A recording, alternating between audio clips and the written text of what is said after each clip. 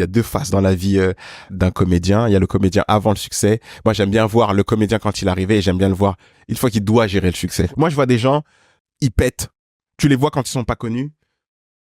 Ils parlent à tout le monde. Dès qu'ils pètent, c'est plus les mêmes personnes. Mais est-ce que c'est pas parce qu'on leur a fait des sales coups? En partie aussi. Est-ce que les gens, parce que attention, en partie, mais t'as droit. est-ce que le mais gars... t'es pas obligé d'être un salaud avec tout le monde. Il y a des gens, ça devient des salauds. Ah, ça, avec par tout contre, le monde. non. On leur a fait des dingueries, ça se trouve, frérot. C'est vrai. Et ce que je te raconte là, des potes que tu rentres de tournée, ils t'ont trahi, ils ont fait des complots derrière ton dos, ça te change la tête si t'es pas prêt. Ouais. Moi, j'ai vécu plus dur, donc je reste positif. Et moi, je pense que je suis quelqu'un de fondamentalement joyeux. Tu vois ce que je veux dire? Moi, je vais faire la gueule 5 minutes d'Icoche, mais après sur le trottoir, tu vois, après je commence à te faire des punchlines parce que c'est ma nature, tu vois, je suis comme ça. Mais il y a une part de moi qui se dit maintenant, ah, si celui-là, il a vécu ce que j'ai vécu, et s'il l'a vécu x 10, franchement, je peux comprendre qu'ils aient éteint sa lumière. D'accord, mais il y a des gens, le succès, ça les rend mauvais, encore plus mauvais.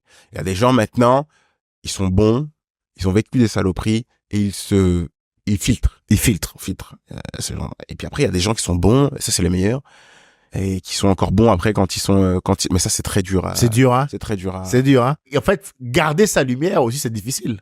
Une fois que tu as des chiffres sur les réseaux, le comportement des gens d'une manière ou d'une autre, en fait. change. Ouais. Change. Et ça, c'est dur de découvrir cette information-là. Ouais. Parce que c'est des gens avec qui tu as fait tes classes, avec qui tu as traîné pendant 10 ans. Et au moment où toi, du jour au lendemain, tu déclenches quelque chose, tu découvres leur comportement. Et finalement, tes vrais potes, c'est plus ceux qui étaient en dehors que ceux qui étaient dans ce milieu, finalement. Exactement. Et tu retournes voir ces potes que tu as abandonnés parce que tu voulais devenir le prochain Omar. Tu dis, écoute Philippe, c'est sûr que je suis pas parfait, j'ai déconné, mais reprends-moi au barbecue.